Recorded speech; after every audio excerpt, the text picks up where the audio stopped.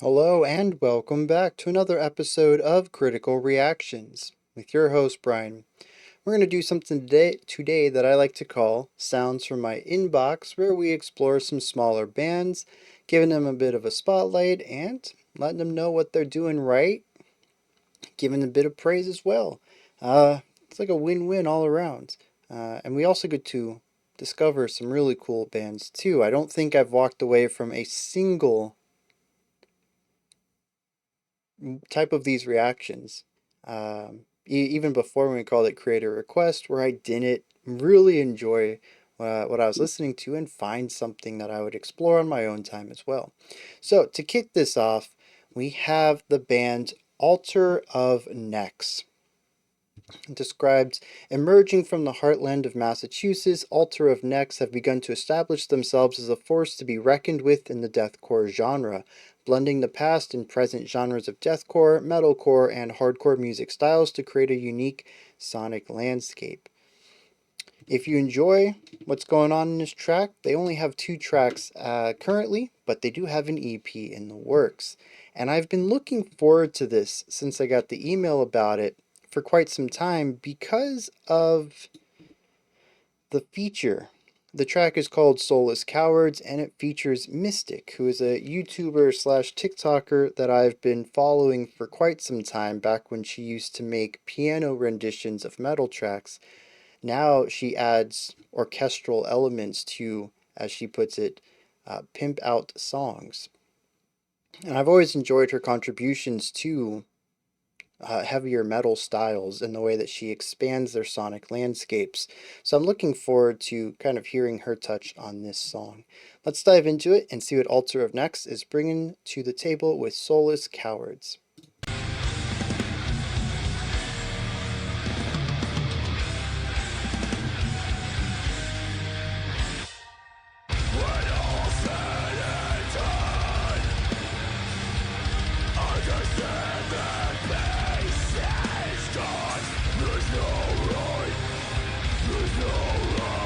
It's a very compressed sound already.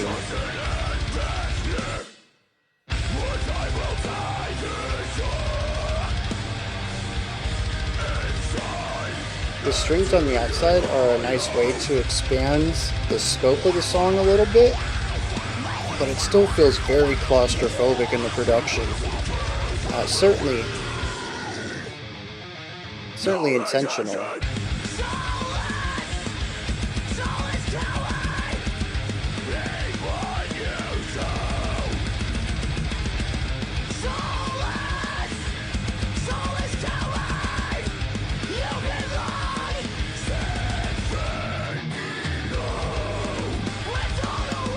Oh, hitting that groove hard here.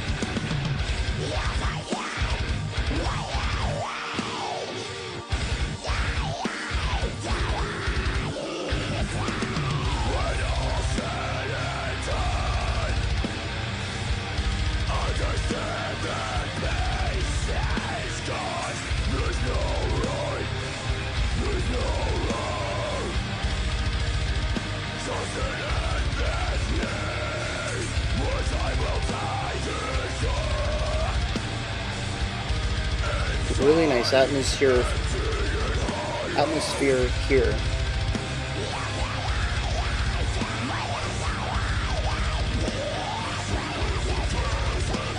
I do like the diversity of harshes and layered harshes we just got.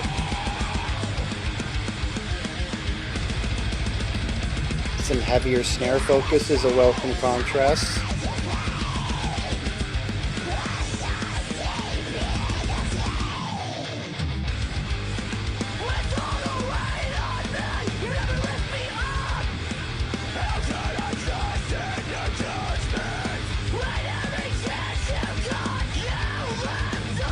It's interesting, as much movement's going on, I really feel it in a halftime.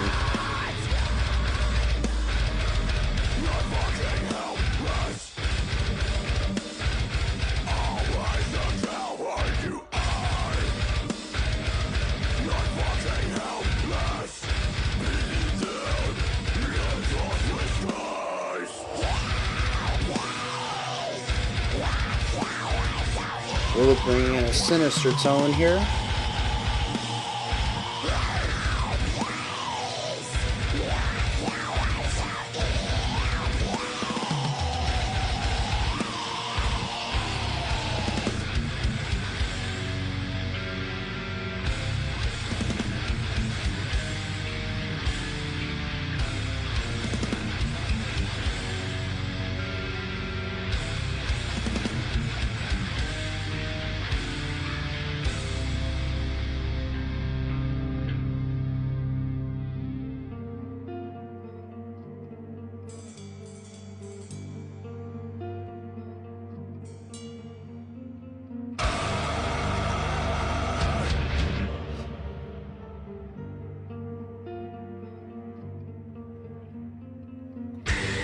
It's interesting, the acoustic guitar there.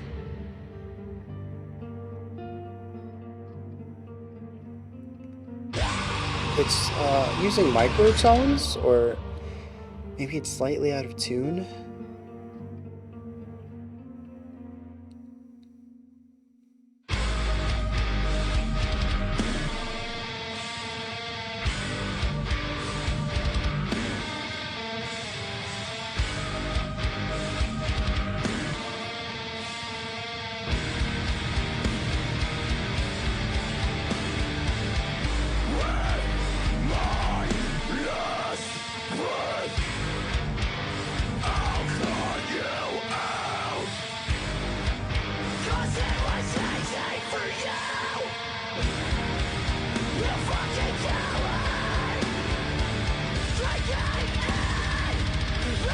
Really building to a nice epic finale here.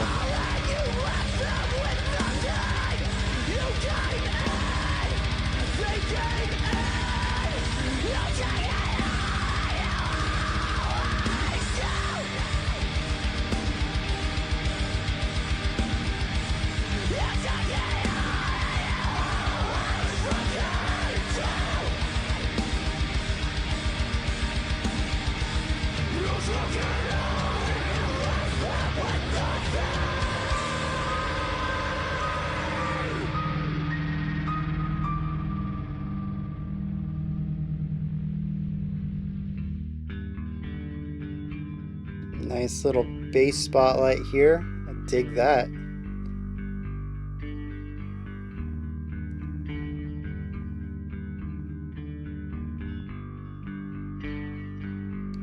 There's a really thick rattle too on one of the lower tones. It almost feels like tape crackling.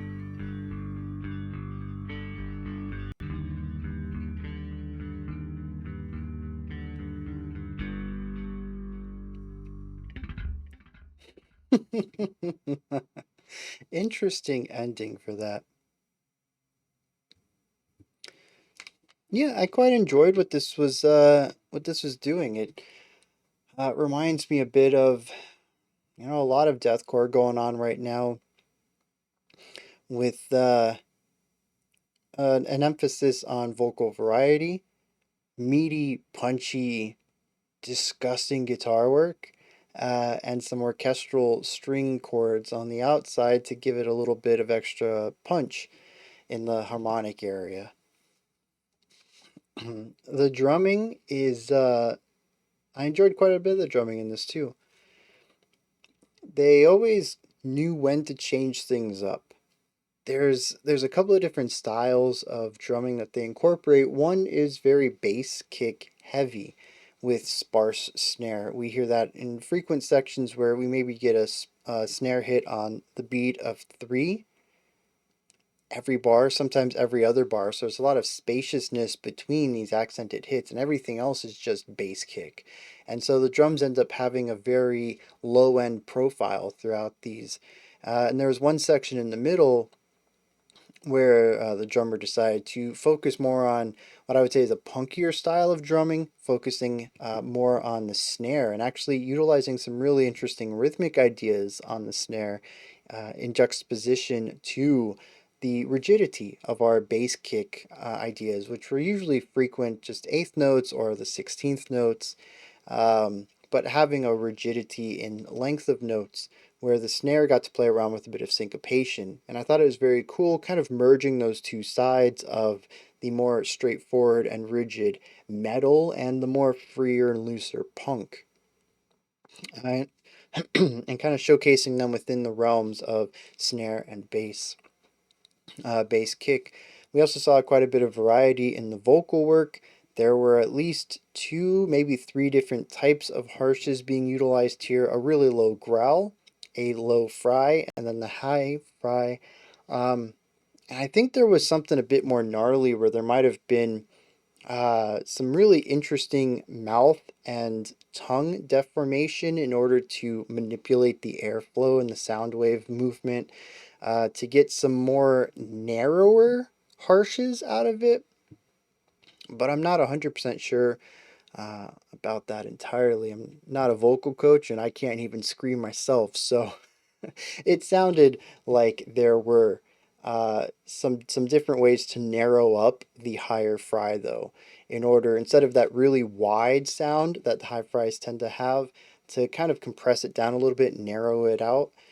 But I could be wrong. Regardless, there are still at least three different types of harshes in here, and I found that it helped give the song a bit of variety, and it's one of the things that I think kind of draws me a little bit to this modern wave of deathcore, more so than other types of extreme metals where a vocalist might, and frequently does, kind of just pick the note that they're most comfortable creating harshly and just kind of stick with that all the time. And I find that monotony it just doesn't click with me. So the variety presented here is something that I enjoy quite a bit more, even if the style of deathcore isn't really my cup of tea usually. Um, and the guitar riffs, again, nice variety to them. A lot of them were frequently doing the same thing. They sort of had the atmospheric ideas and the chuggier, riffier ideas. And within them, you find a lot of similarities between ideas, but there are still quite a bit of riffs in here. And, you got to give it up for a guitarist who's going to write themselves, what, like eight, nine riffs in this track? I guess the one oddity, the one place where I think my expectations weren't met was Mystic's feature.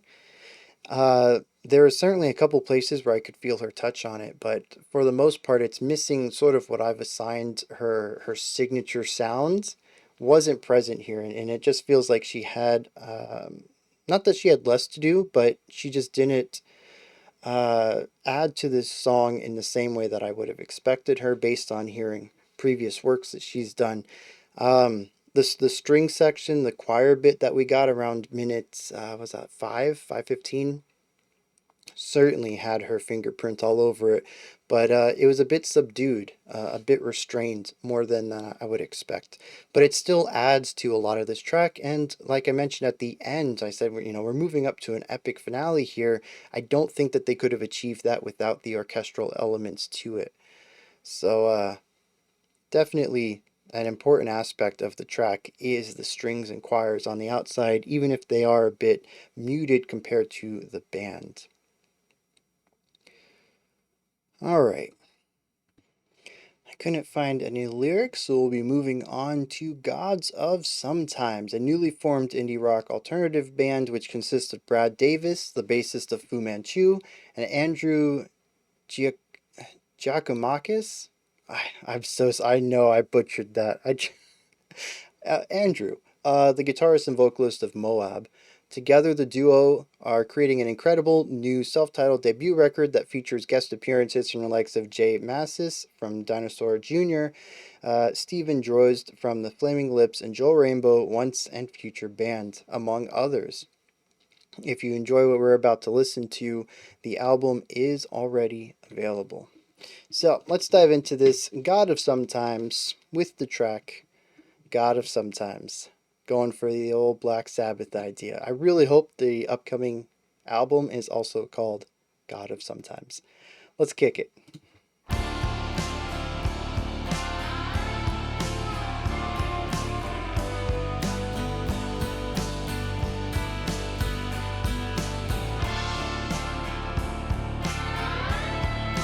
Oh man, the atmosphere, the timbre of everything, the production, those slides, everything feels so lazy. Just melting into the couch on a hot summer day.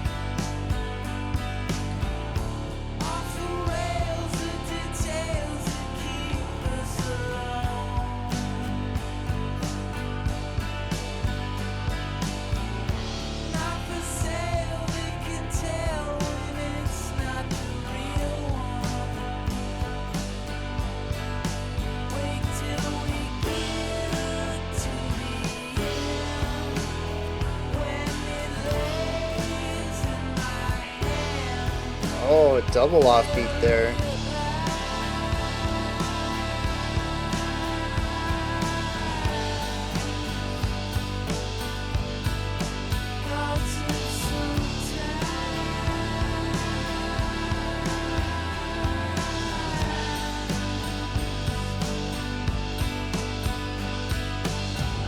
Yeah, very nice. We have an accent pattern of 1, 2, 3, 4, and. So we have this accents of downbeats and then 4 offbeats.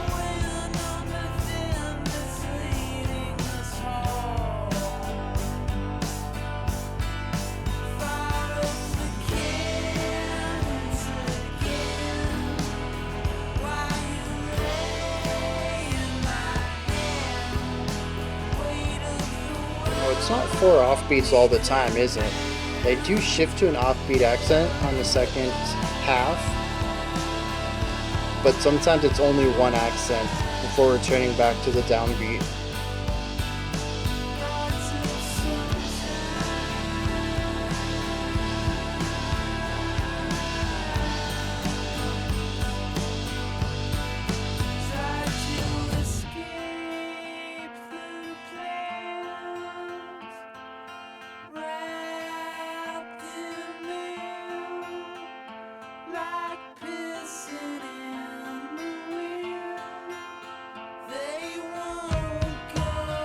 Interesting how I never noticed the dissonance in the vocal harmony before.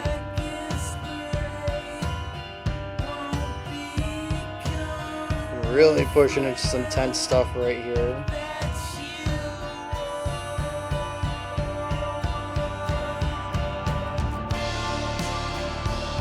Very cool production to pull us into this next section.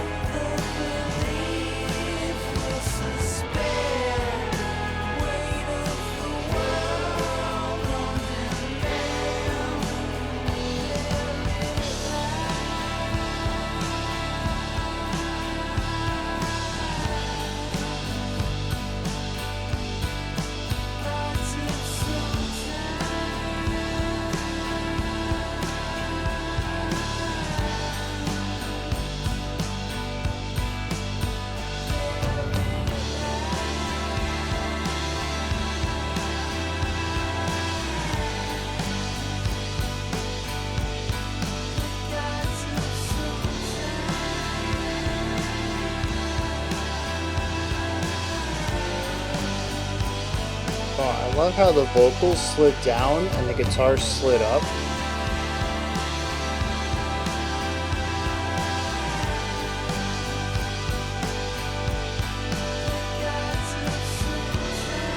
And they introduce tension here, and then they resolve. They resolve by moving in different directions. Very cool.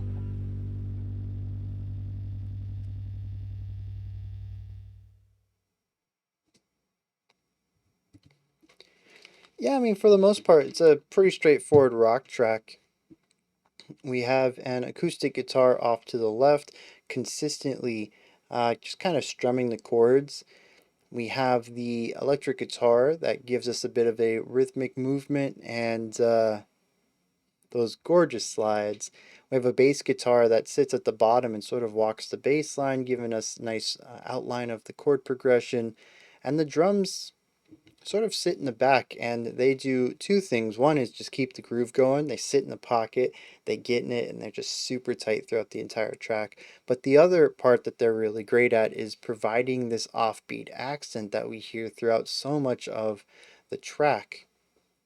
And what it does is we get ba ba ba ba ba ba ba, and you have that gap there at the end of that moment.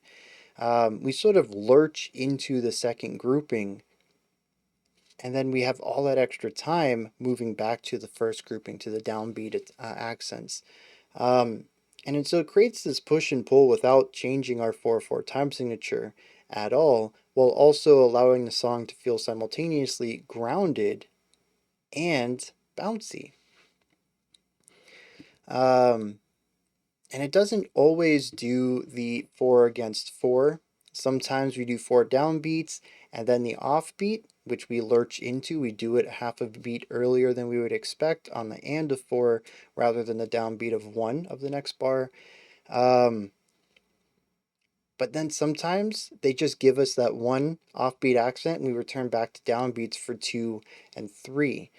So it just creates this little bit of lurch there while also providing a mini moment of that expanded time as we wait a beat and a half to get back to our next accent.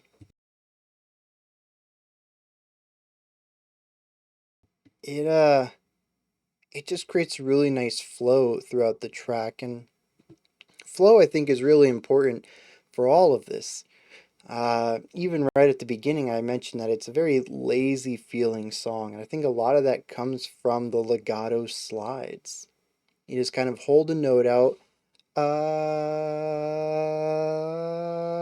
and you just kind of slide into the next one. And there's maybe it's just me. I kind of associate a laziness to that idea. Not legato movement, not slurs in general, but that kind of slurs. The slowness of the movement between notes and just kind of holding it out. There's no effort given. There's no distinction between the two notes. It just slowly becomes it. Um, it's like the difference between waking up in the morning, sitting up, getting out of bed, and standing. You have three very distinct modes of this movement, or sort of just like rolling out of bed and sort of landing on your feet and slowly bringing your body back up. There's less intentionality and discreteness of modes. It's sort of all one movement. And that sort of intentionality versus fluidness is sort of what I hear here. There's a lethargy to a lot of the movement uh, in this track melodically. A lot of notes just sort of slowly become another one as if they don't want to do it. They're forced to. So they just, okay, I'll go up a pitch and a half. And so when you mix that with the overall sonic identity here, which is exceptionally clear, sort of a mid-5 production, very bright, it just feels like, I don't know, laying back on a hot couch. I think I said that earlier. Um, Actually, I think I said melting into a hot couch, which I think is more accurate. It feels like, I don't know if everyone's gonna get this, but growing up in the 90s in Florida, this was something that I dealt with a lot, was really hot days with a leather couch and having your skin stick to it. I think if you've ever felt that, you might kind of see where I'm going with this description here. And I think the song just does this really great job of this whole feeling of just very low energy, melody kind of stuff. and it just does it so effortlessly. I think that's the fantastic part to it. I love the bass in this track. It has nice movement, nice presence, really warm tone, and it ties everything together. There's a lot of, I mentioned brightness to this. There's a lot of mid to high range stuff going on in here. The vocals, both of the guitars, even the snare kind of having more, I mean, the drums having more of a snare presence and less of a tom and bass kick presence, even puts it into the middle to high part of the sphere. The bass is kind of all alone down there, and it does a fantastic job of filling in that space in a way that just sounds very pleasant. The song as a whole, again, is just, it's very chill. It doesn't really go out of its way to do anything spectacular. And I'd say that for the most part, a lot of the song feels very samey to me. Similar textures, guitar tones, harmonic devices. You know, the melodies change. Maybe the chord progression changes a little bit. On the whole, oh, we did have that. We gotta talk about that in a second. But on the whole, a lot of it just kind of feels like it molds together into one song, and it kind of gets a little hazy for me about the details. But I think part of that is it's a compliment to what they're aiming for. This is a song that kind of pulled me a little bit out of my critical listening lens and said, "Hey, you just need to relax. Don't think about it too much. Just feel it." And I ended up feeling this track pretty well. There was a bridge though that pulled me out of it quite a bit. We just entered into a ton of tension, starting with my realization that the vocal harmonies are just a hair dissonant, not enough to call it microtonal or experimental or really just trying to be noisy, but enough that there's enough of an imperfection that it's noticeable. And I don't know that I picked that up prior to that, and it kind of caught me off guard. And the more I listened to it, even when we returned back to the chorus, I was like, yeah, how did I not pick up? Like, dissonance is a big thing for me. I always pick up on dissonance, and they snuck it by me. I don't know if that's a credit to them, or maybe I'm just becoming more used to it. It's becoming a more palatable sound, but I really enjoyed the sound of the vocals throughout this, and I was surprised to find that there is dissonance baked into it. And of course, it just gets leaned into when the guitars start playing with those intervals as well and create more tension in their work, but it all opens back up into our final chorus, which finds nice resolution. Yeah, this is just a really pleasant song to listen to overall. All right, another one where I couldn't find any lyrics, so once again, we are moving on. This time we're looking at Velcrocranes. We are a progressive rock band. We have a Step Aside single coming out on September 1st. The single's keyboards were written by Adam Holtzman of Steven Wilson's band. If you enjoy what you listen to on this one with Velcrocranes, their album does release on October 27th, about 1 month in the future. So, let's dive into this track and see what Velcrocranes are bringing to the table with Step Aside.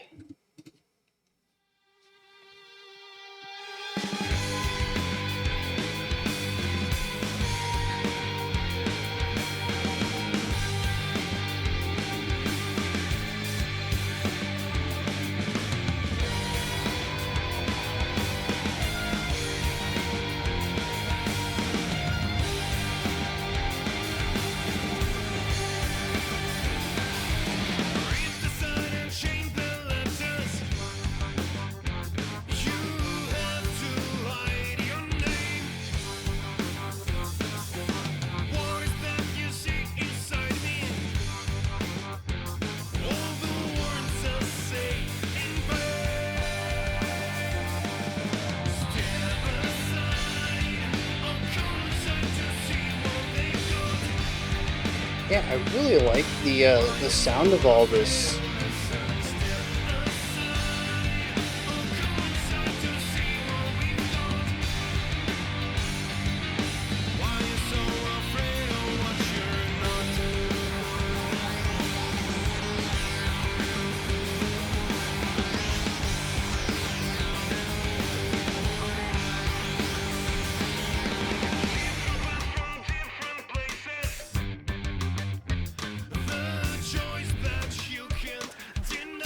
Dang, it's like 8 3/4 over 4.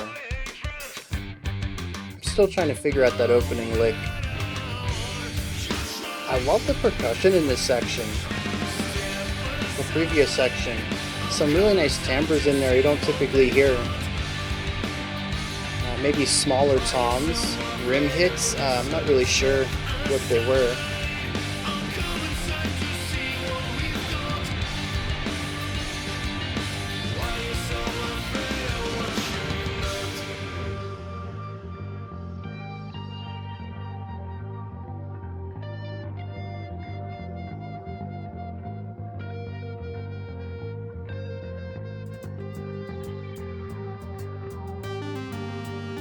Ooh, that's a fun instrument.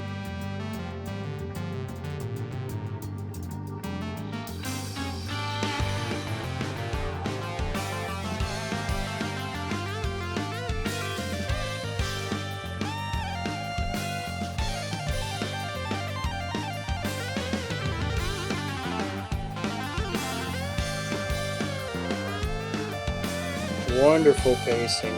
Really digging this.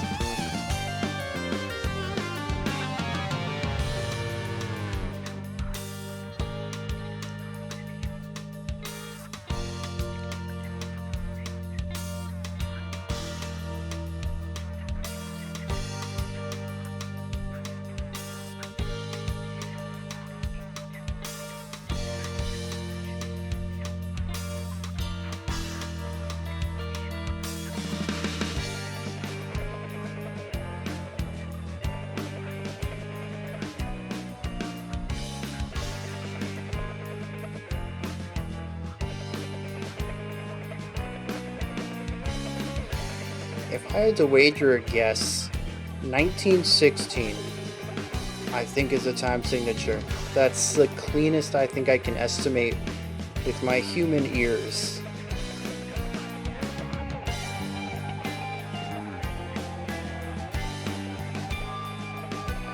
And it's not consistent either. I think there's a change up on the 4th bar of the phrase as well.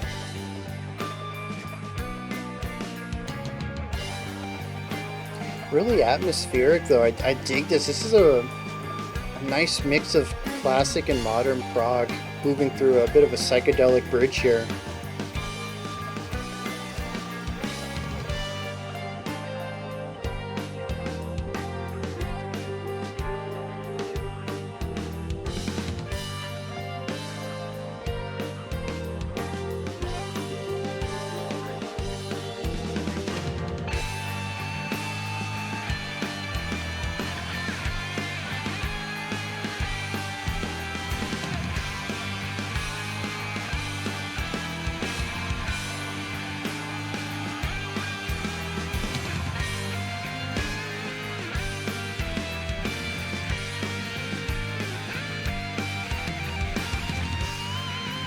Yeah, and this whole thing's just ramping up into an explosive moment, utilizing a 6/4 idea.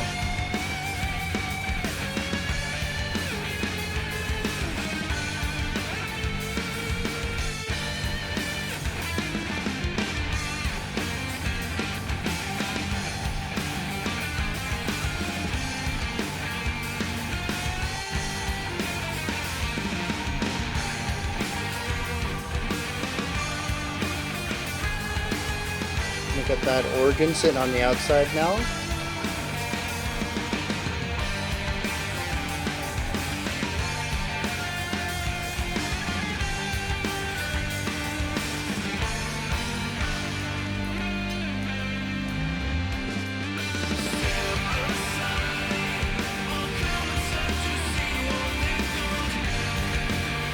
Such a good hook right here.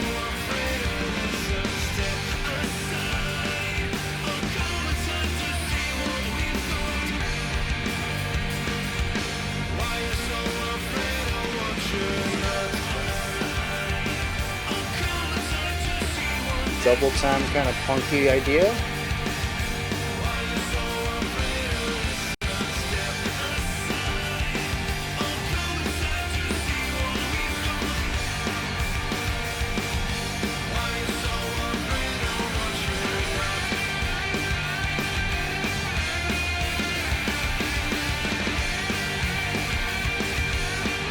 just a ton of energy right here.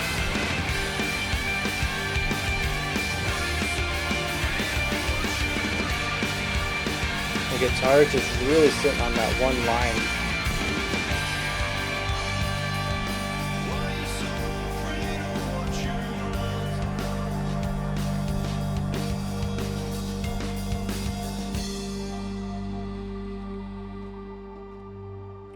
Okay.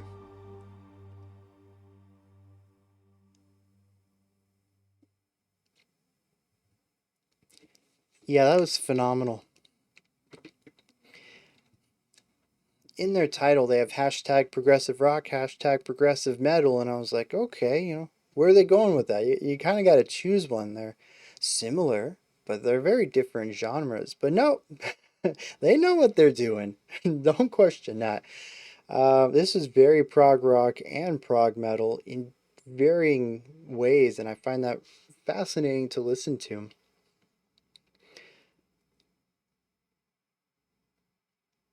I mean, if we just start with the beginning, right? Yeah, I tried my best to figure out the opening time signature, and I came up with 1916, which is just such a messy meter, but it's just shy of a full 5/4, but not by half a beat. In which case, I'd say 15. What was that? 15/12?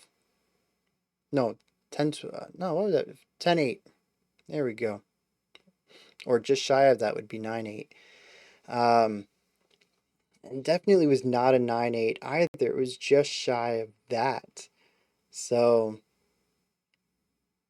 yeah, maybe like a 17/16, a 19/16, somewhere in that area. It's just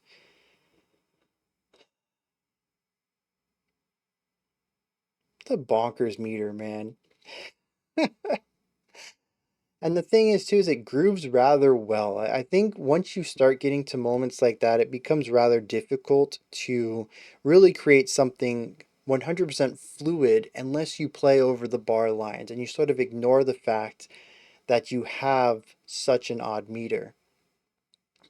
And they wanted to lean into it. And you can definitely hear the odd lurch at the end of every bar when we repeat the phrase.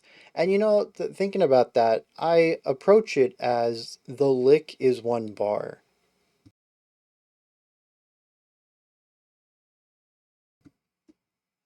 Or did I have it as half? I don't remember now. Anyways, what I'm saying is maybe it's not particularly 17/16, and it's a bar of 10/6 and a bar of 7/6. So, I mean, there's always that. Instead of working with such an odd one, you can compound two time signatures together that are a bit more palatable. Uh, Even those are a bit odd though, but I felt it as the 17 or the 19. Like I said, I'm still not sure. It's somewhere in that area.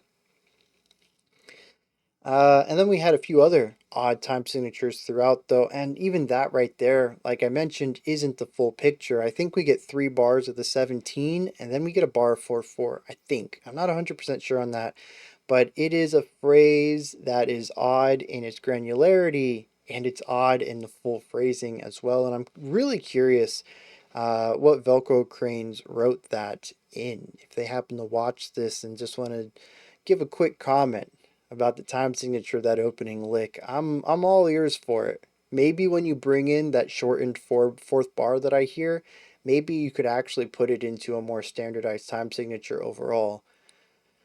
But yeah, I'm not going to be doing the math on that right now.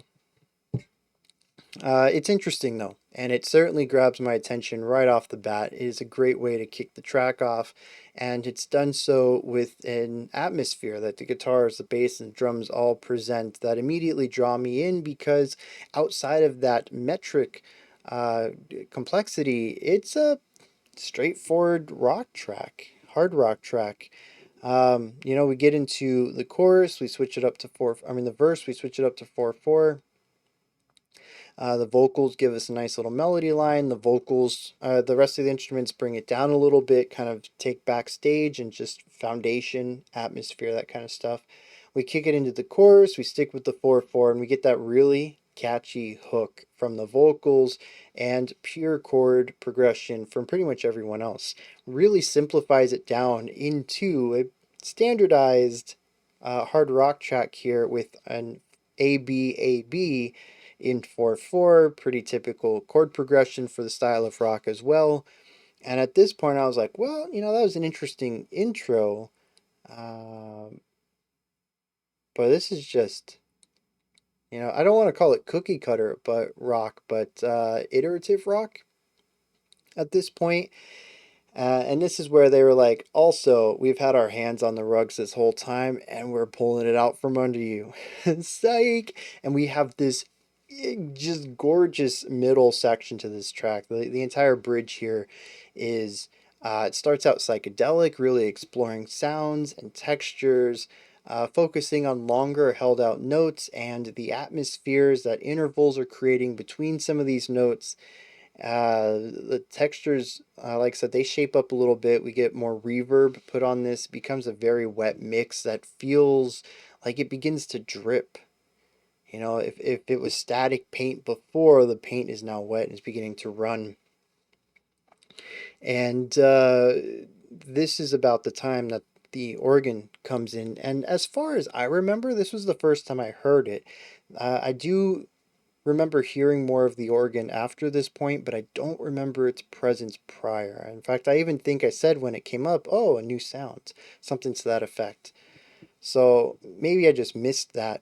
It feels so integral to the back half of the track that I can't imagine it wasn't there at the beginning, but I just honestly don't remember it. Really great solo here, though. The phrasing is lovely. There's one idea that was just phenomenal. Just really fast shredding on the piano. I always say shredding with guitar, and I think my brain started to take over and slip into patterns.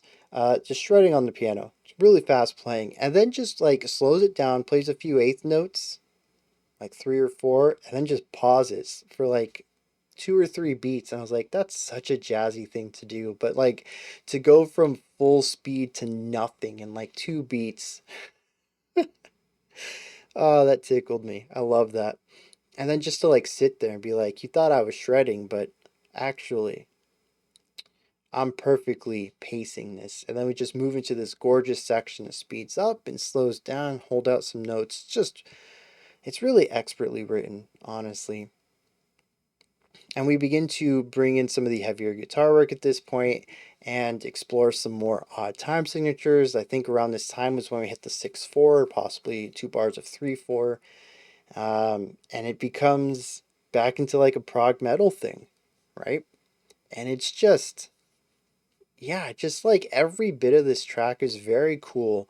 And while I can easily separate it out into sections, the intro, the ABAB, our verse chorus combo, the solo section, the build up back into I think we finished off with the chorus. Yeah, I don't think we had a third verse there at the end. Um, even though I can distinctly separate everything out, it all flows together rather nicely and creates a beautiful work in its entirety. Yeah, just gorgeous stuff all over. Everyone's so talented. They know when to pull back and be more of a team player and when to take the spotlight.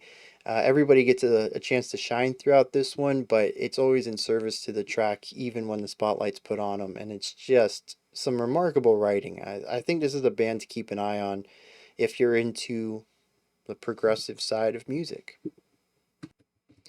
I know the chorus was repeated often, but there's a lot less lyrics here than I thought. We have two verses. One says, read the sign and change the letters. You have to hide your name. What is it that you see inside me? All the words I say in vain.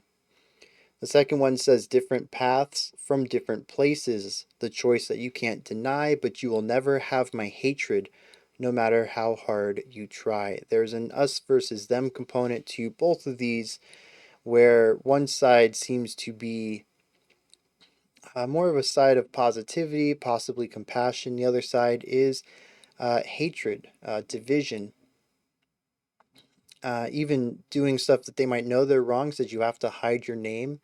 You can't own up to your actions kind of vibe. I think specifically putting, the weight on it. If you have to do that, you're probably not in the right. And all of this, I think, is compounded from our chorus, which cuts through with the purpose of the whole set of lyrics. Step aside or come inside and see what I've got. Why are you so afraid to listen? Why are you so afraid of what you're not? The idea that either, get out of our way or see what we're made of. Either way, we're pushing through with what we need to do. All right, we're not stopping for you, is the thing. If we have to go through you, or if you're going to join us, or if you're just going to stand to the side, it doesn't matter. You're blocking our path and we're not stopping here. But also kind of leaning into why are you like this? We show you who we are. Why won't you listen to us? Why are you so afraid of us? That kind of vibe. Definitely an us versus them thing. And like I said, at least from the sparse lyrics we have here, it seems that the vocalist, I mean, this is pretty normal, but the vocalist feels that they're in the right on this argument, on this division. And they feel that the other side just simply doesn't listen. That they're trying to stoke flames and they won't let them. So, yeah, I don't know that I hear too much of this in the music. It feels just like a great prog rock track with these lyrics put on it. I don't know that I felt division or opposition or animosity in the music at all. Confusion, none of that really popped up. But it doesn't always have to. And I enjoyed the music side of this quite a bit. Alright, for our final band, y'all probably know them. We've had them on the channel a long time ago. And honestly, when I saw their name pop up in my email, I was like, huh, that's a bit bigger of a name than I would expect. But honestly, they're not that big. We have Aviations coming up next. They only have 7,000 subscribers on their YouTube channel, and their latest music video called Blink, what we're going to check out today, only has 18,000 views in the past month. Those are, well, I mean, it's quite appropriate for this, being that we're looking at smaller and upcoming bands, but those are rookie numbers. And Aviation seems to have a pretty big following, at least within the critical reactions community. I really thought they were a bigger name than this. So we're going to be checking out their new one. It says Blink is one of the first tunes we started writing for this record and one of the last ones that we finished. I think it really encapsulates all the things that make up our sound as a band, and I'm really excited to hear what people have to say about it. The album, Luminaria, came out earlier this month. I think it was September 1st, actually. So, if you enjoy what you hear here, you can immediately go out and get some more of it. Let's dive into Aviation's Blink.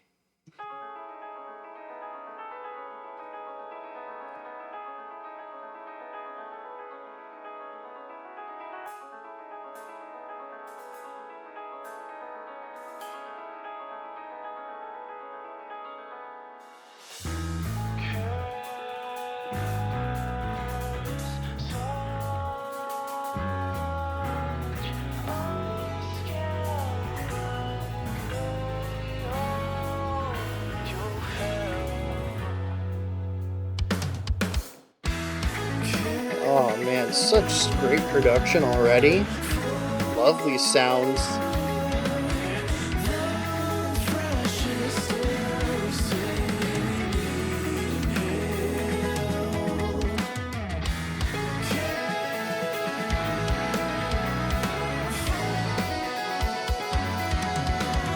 Yeah, the suspended notes above the moving guitar lick is so good.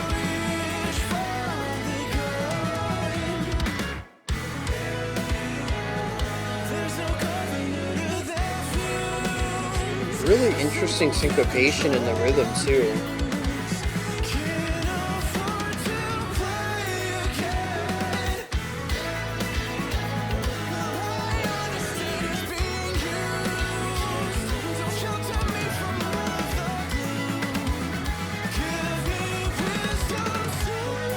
There's a lot going on, but it doesn't feel very overwhelming at all.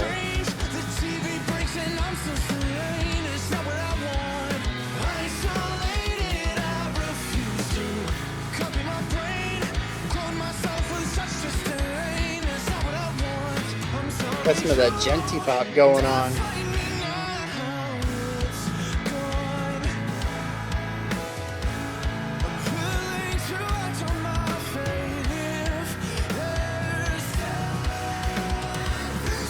Yeah, so we're in a nice 7 right here.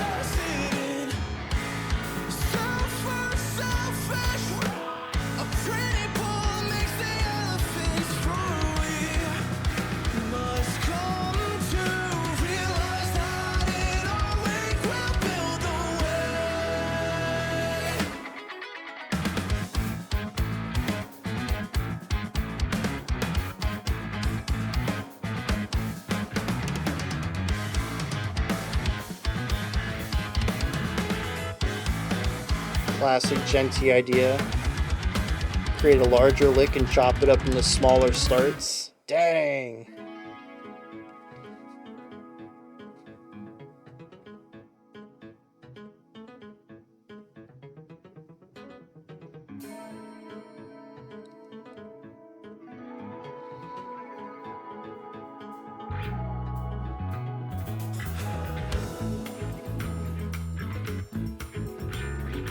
This is all over the place. Very jazzy, but a strong metal foundation as well.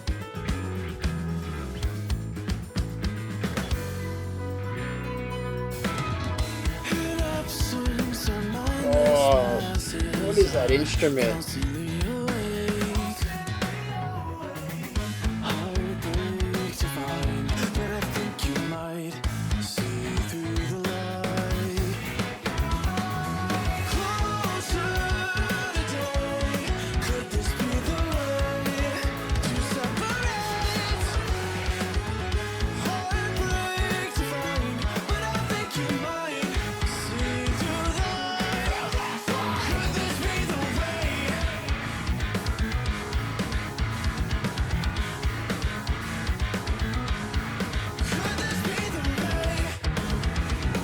Oh, nice.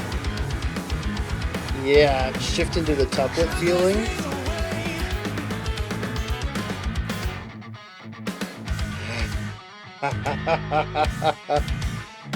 What a transition.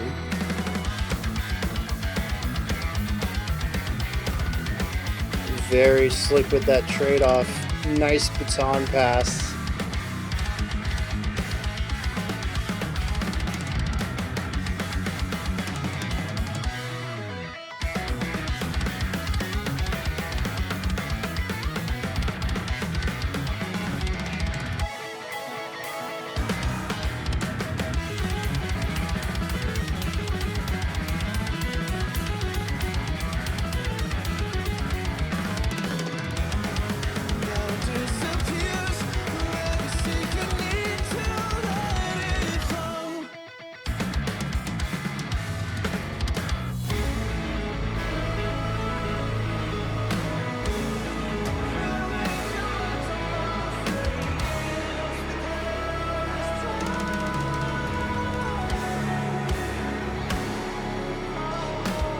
The atmosphere, like, this is not something Djenty does very well,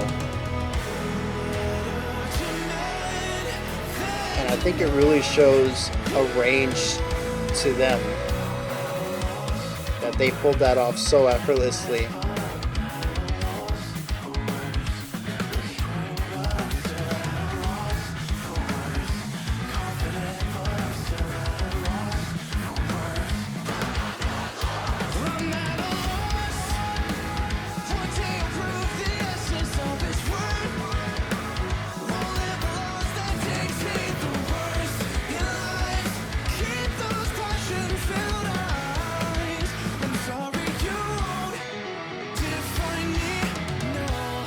You know, it's really weird. That last vocal passage gave me Dua Lipa vibes for some reason.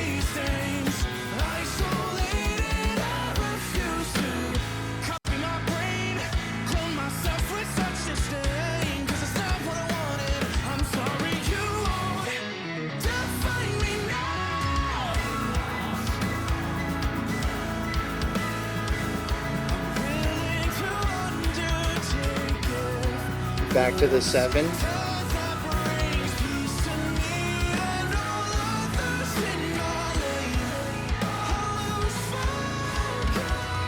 Yeah, this is going to make a really good place for an ending. Oh, but they're not stopping there.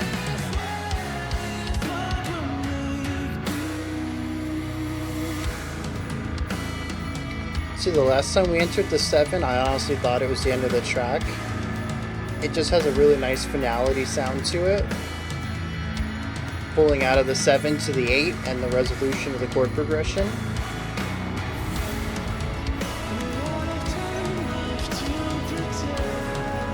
The bells and exterior vocals are really nice.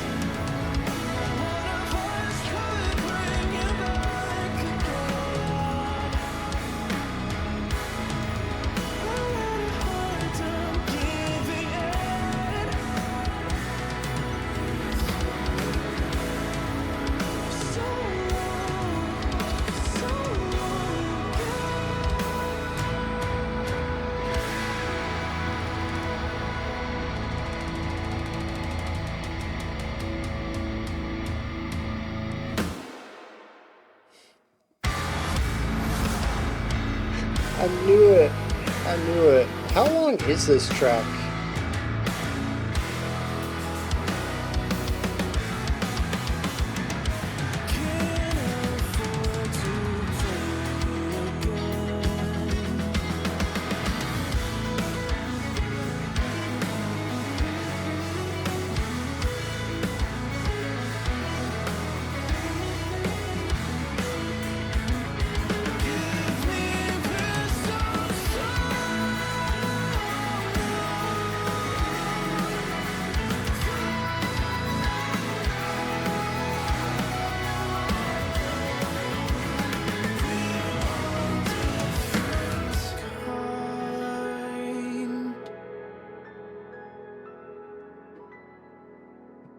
Yeah, so if my count is right, they probably had a good 5 places where they could have stopped this, where the music really pointed towards the end of the track.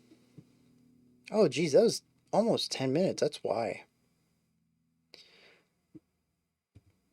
But yeah, there were a lot of places where I think the song could have ended, and they chose not to, and to utilize it as um, either like a moment of false finality or just a straight up fake ending. And I think there were at least 2 fake endings, and the rest of them were situations that I think they could have ended it, that they created that sense of finality in the harmonic area, and then just chose not to go with it. Not necessarily a fake out, just not going with the direction that they could have. Like it was an option. There were 2 roads, right? And I think that the longer the song goes on, the more you're like, well, obviously they're going to take the road that finishes it this time. And then they don't. And then we get a couple fake outs towards the end. So, yeah, when the song stopped that first time, I just kind of chuckled and put my head down. I was like, this isn't the end. They faked me out too many times for this to be the actual ending. And then sure enough, it wasn't. And I laughed even harder because I honestly didn't think I was going to be right.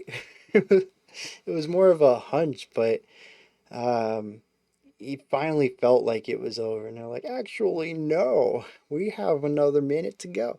Um, yeah, I mean, this is modern prog metal with a splash of jazz. It feels a lot like Periphery's third album got together with uh, what is that band?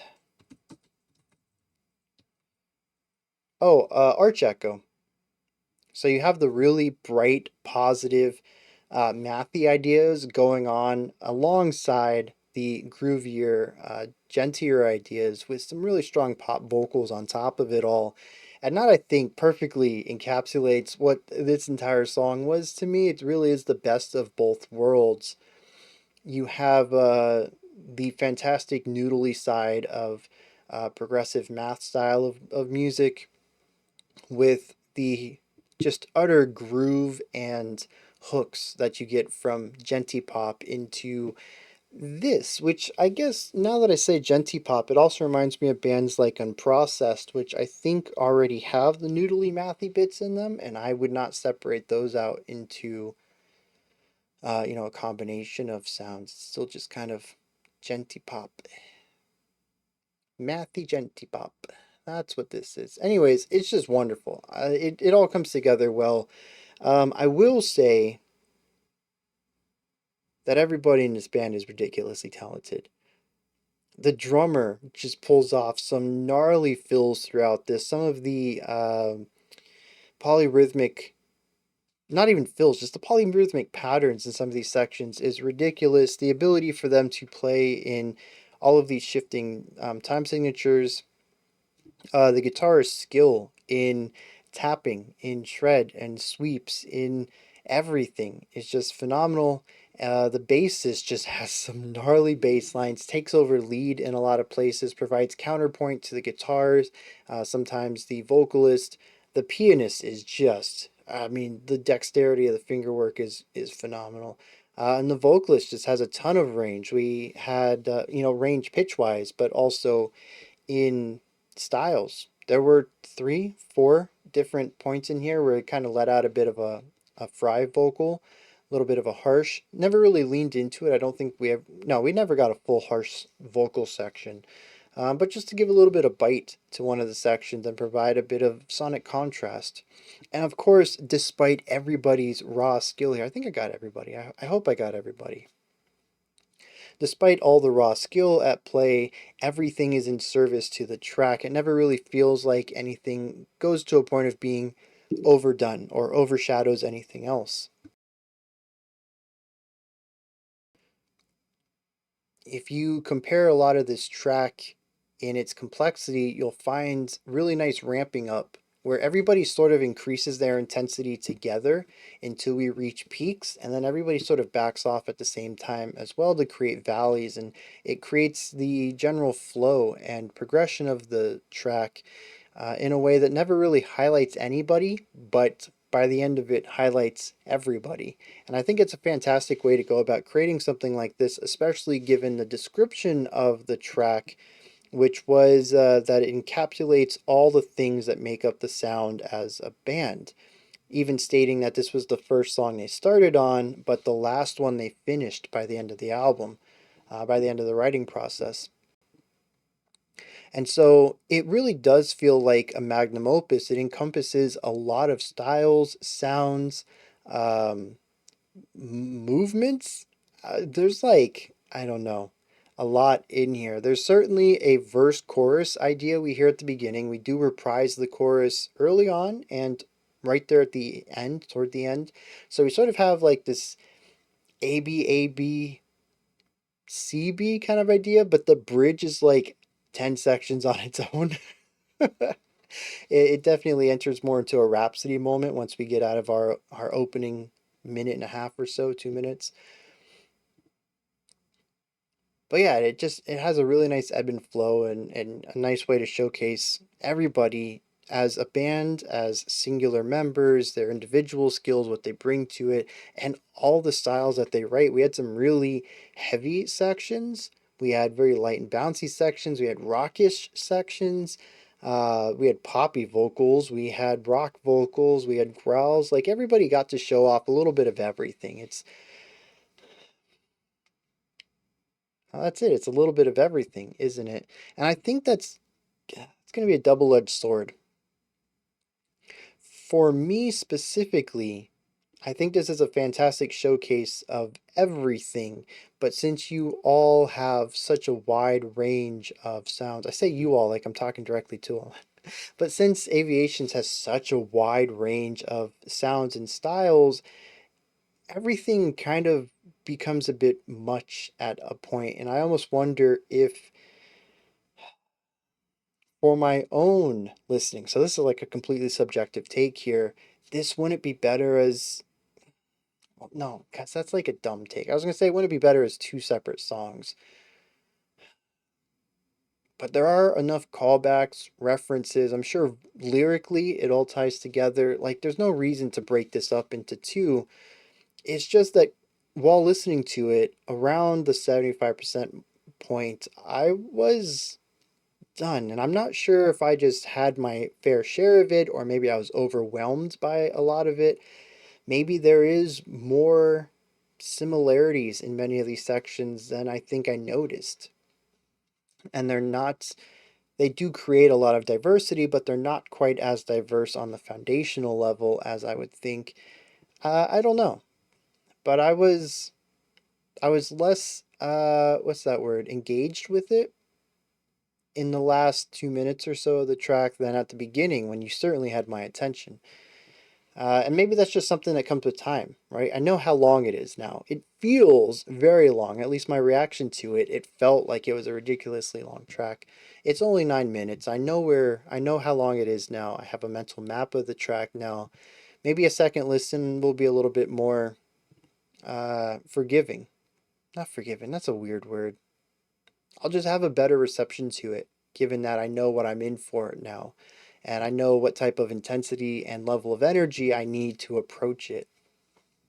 But I think that was sort of the thing is about 6 minutes in, I was like, all right, how much more we got? And then the fake out endings, and then that real fake out ending. I was like, okay, it's over, but it probably isn't. And then it wasn't. And I was like, oh man, more. And fans of the genre, fans of the band specifically, more is probably what you want. My question of more in a more negative way or a neutral way is probably not what fans would say. So me, someone who's never listened to Aviations past one track, I think I've done in isolation. I've never listened to an album. I don't really know your style, although based off the two tracks I've heard, I have a pretty good idea of the style that they play in. My opinion probably doesn't mean as much as the fans. And of course, like I said, this is just a first time listen. Things that have bounced off of me before, I've ended up really loving in the future. So, and this didn't even bounce off of me. This was just like at a point, I was like, okay, I've had my fill of this. This is exceptionally tasty, but I'm full now. Every bite after this is going to be a bit much for me. But I mean, maybe if I really crave this sound sometime in the future, though, it's going to absolutely hit the spot. And I'll be, when it's over, I'll be like, wait, it's done already? Just different circumstances, people change, all that jazz. But speaking about jazz, this band is just phenomenal on every level. Regardless of my relationship to the length of this track, every bit in it was well composed, well produced, and just an exceptional display of everybody's chops and their collective chops as a songwriter and composer. Just a really great way to introduce Aviations to a new listener, I think. Lyrically, well, let's just be honest here. There's a bunch of lyrics here. This is a full on poem. And as far as I can see, there are very few reused areas. So while musically we had choruses, we might have just used the same notes and rhythms in the vocal melody, but the lyrics themselves, I don't think there's any repetition. Well, actually, there is. There's one little stanza that gets repeated a couple of times. But I don't think that was where the chorus was. It's like the seventh stanza in. I don't remember the chorus being that late to the track. Um, but I mean, as usual, I'm not a lyrical analyst, and there are a lot of lyrics here that are pointing towards a lot of directions that I can see lines between them, but I'm not entirely sure of what specific is being spoken about. There's certainly a bit of animosity. There is a disillusionment with the current state of things. There's the idea of trying to break free and balancing the knowledge with the gloom. It says, don't shelter me from all the gloom, give me wisdom so I will know. We also have the idea, going on, there's a whole thing about media and TV and those in power and mindless masses, like all of this. We have lines like, a simple few control all our news. It says, something strange, the TV breaks and I'm still sane. I really like that line. Um, in absence, our mindless masses are constantly awake, heartbreak to find, but I think you might see through the lie. So overall, it seems to me about waking up from the the cycle of hatred. And I specifically say hatred because we do have a lane, a stanza that says, "Copy my brain, clone myself with such disdain, and it's not what I want. You won't define me now. You're not going to, take over my mind anymore." It's about being a free thinker, about stepping away from echo chambers, and kind of getting uh, a more distant perspective on things without being completely detached from what's going on around you. It says, don't shelter me from the gloom. I still need that wisdom. I still need to know what's going on, but I don't want to get it from a source that's going to tell me how to think about it. And it seems to be about trying to find a way out of this state where a lot of people are stuck in these areas where they get their news and how to feel about it intertwined. They're both delivered simultaneously, and it seems to be about wanting to make the world a better place, but by doing so, we need to re-educate people and allow them to think critically, to bring critical thought back to media literacy, to allow us to understand what's being told about us. But it even goes a step above that. Much later in the track, it says, "One day I'll prove the essence of its worth. I won't live by laws that dictate the worst in lives. So keep those passion-filled eyes." The idea that those in power don't just stop at telling us what to think, but they make our laws, and not all of our laws are just. It definitely is a really big song lyrically about trying to push forward and create the next generation of people who are going to be able to think for themselves and fight back against forces that are trying to control us. And this is probably scratching the surface. There's probably a lot more depth to it. I've skipped over, God, like 20 stanzas. There's so many lyrics to this. If you love poetry, if you love metaphor and stuff, if you're a linguist, dive into these lyrics. I'm sure you'll find something deep there. And please report back, because while I have a pretty big shovel for diving into and digging into music and finding the rare gems within it, uh, I don't have a big shovel for lyrics. This metaphor got real weird. I'm just not that good at tearing apart lyrics and finding the cool stuff underneath the surface. I rely on others to do that for me. So yeah, report back if you got some insight onto this. All right, that wraps this one up for today. Really great stuff all day. I loved all four of these tracks. Very cool to kind of get these perspectives on up and coming bands, on smaller bands. I think Velcrocranes. This is their, oh no, is it Gods of